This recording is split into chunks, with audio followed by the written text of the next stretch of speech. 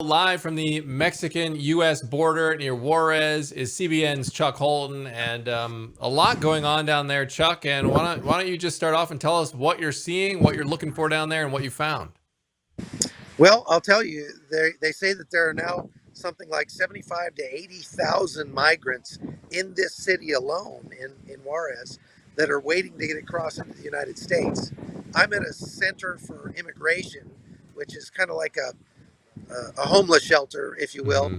for these migrants that's run by the Catholic Church here in Juarez. There are several of these around the city, and they're seeing a drastic increase over the last couple of weeks since the inauguration of migrants coming in from Honduras and Cuba, Brazil, Guatemala, places like that. Mm-hmm.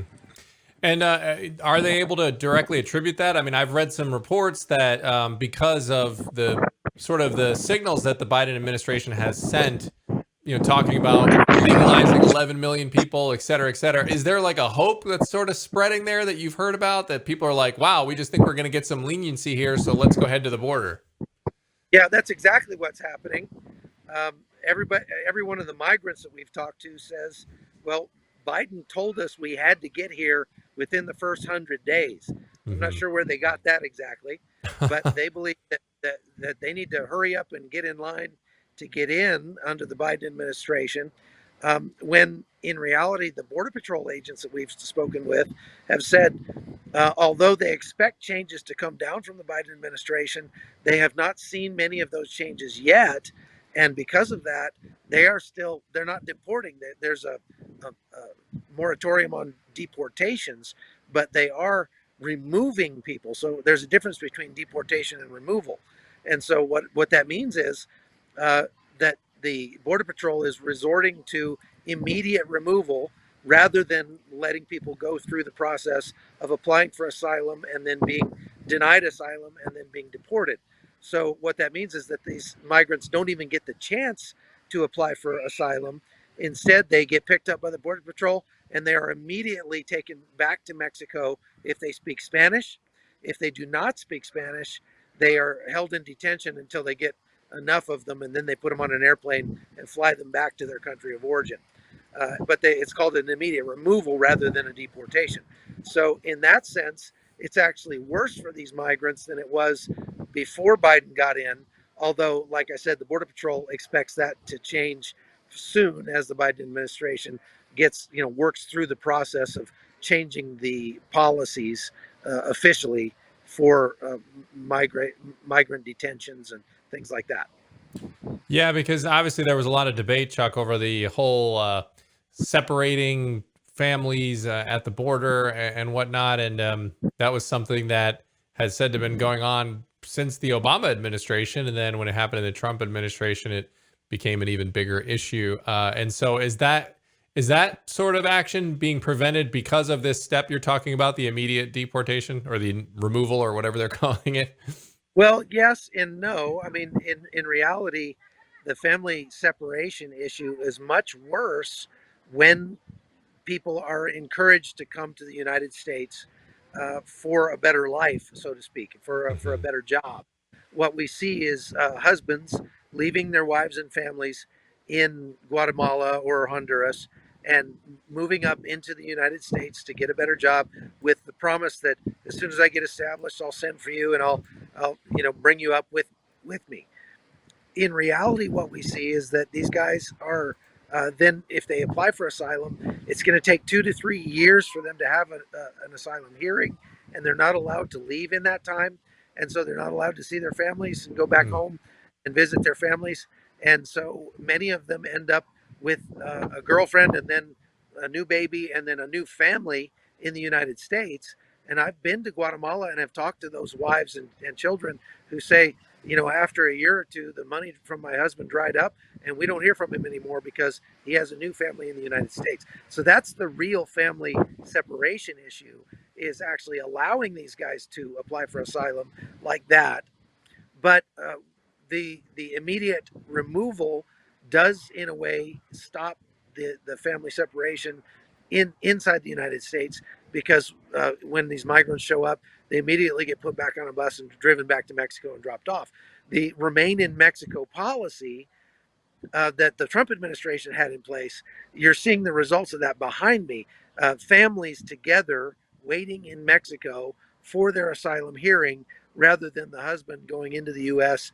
and applying for asylum and being gone, like I said, for sometimes years. Yeah. So there are here at this migrant center behind me. This is an open center. It's not a detention facility. They can come and go. So right now the men are mostly out looking for jobs around Juarez, and the women are here with the children, taking care of them, watching over them during the day. Chuck, are you seeing any of the? I remember, a few years ago we had the huge migrant caravans that showed up with thousands of people in them, and they were organized. There was some controversy over who organized them, where there were forces sort of telling them and organizing, saying, "Go, go, go! Now's your chance." Are you seeing any of that, or is this more? Does it feel more like a general sort of we're hearing what Biden's saying, and it's just kind of like people are playing telephone tag, and it's like, oh, well, now's our chance. Or does it feel more organized, or do you have any idea?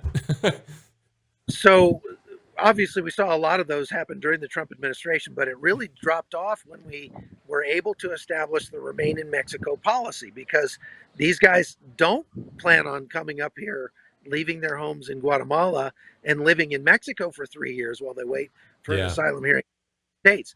They were coming in these big caravans because they were able to come directly into the US, apply for asylum, get given a court date 3 years from now, and then be set free. And they could just go on, drive an Uber or whatever, and they were making good money in the United States, still there illegally waiting for their asylum hearing. But when we put in place the remain in Mexico policy, now they've got to stay here. There's not near as much economic opportunity here in Mexico, and they don't want to do that. So that really put a stop to the caravans for the last couple of years. Now we've seen just recently in the last couple of weeks a large caravan that started in Honduras, got up to about 9,000 people, and then was broken up in Guatemala, mostly because the Guatemalan government and the Mexican government don't want these caravans moving through their countries, because now they have to stay there, and they create a big drain on the resources of Mexico and Guatemala. So last night, for example, we went down to, there's a place where they stopped building the border wall. So there's a big gap in the border fence just outside of El Paso.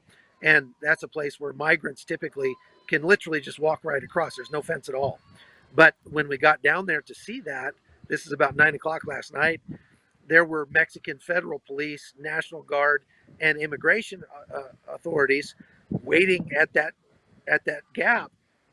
And while we were there talking to them, a group of migrants came through and was picked up by the Mexican authorities and put on registered, put on a bus, and taken back into Juarez, not allowed to cross into the United States.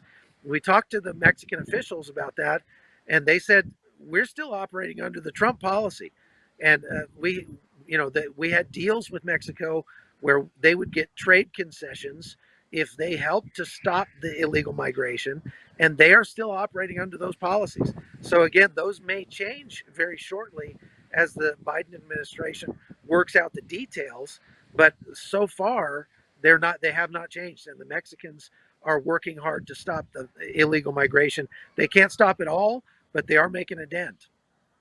Well, and I would assume that Mexico, the officials there probably want, as you said, it's a strain on them to have them staying there, and obviously it's for the reasons you mentioned, it benefits America to not have to deal with that the way that we had been previously. So I would assume that the Biden administration, that Mexico would be pushing for that. And this B-roll here we got Chuck going is these are protests of people demanding Biden take action, and I would assume that's what they're all pushing for. And I guess we'll see what Biden does with that.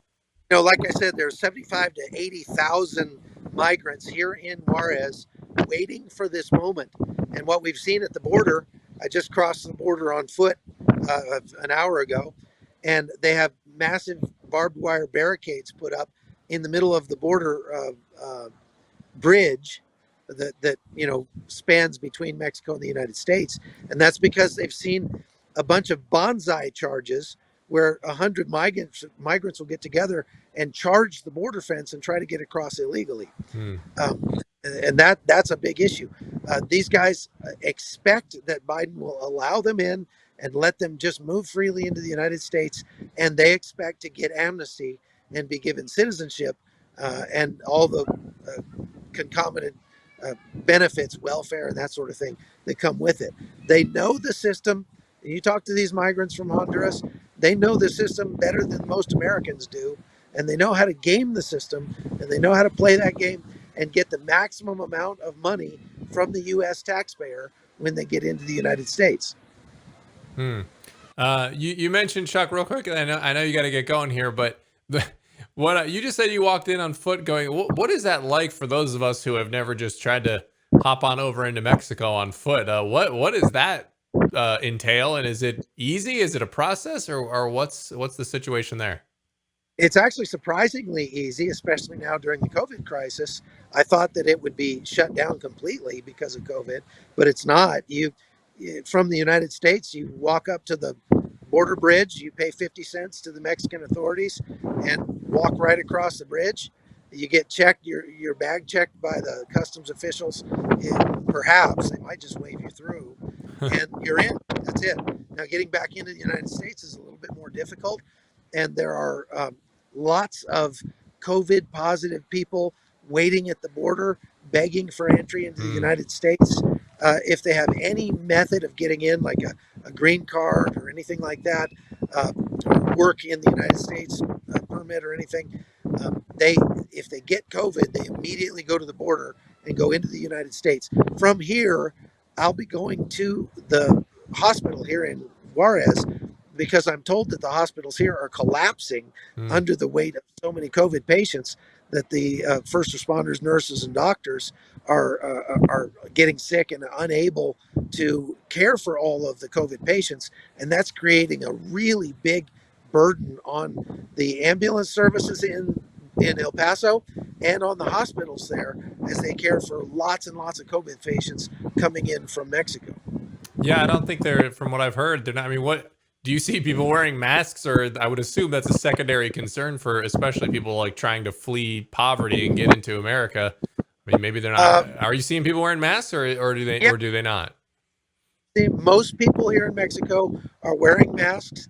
I think they're pretty scared about this because if you do get COVID here, there's not a lot of help for you when it comes to healthcare. So people are taking it upon themselves to mask up and to, matter of fact, they won't let me into this migrant center. I've been in there before, but this time they won't let me in at all because they're too concerned about COVID. And so we have to talk to people from outside the fence. Wow. So they are worried specifically because they know if you get sick here, medical care is really iffy. And that's a problem. All right, Chuck. Well, stay safe down there. Thanks for the report, and we will be showing you more of Chuck's reporting here on the ground in Mexico as we take a look at this immigration situation, which many anticipate to increase, given, as we talked about, the language from the incoming Biden administration. So, Chuck, stay safe. Thanks again. All right. Thank you. We'll see you.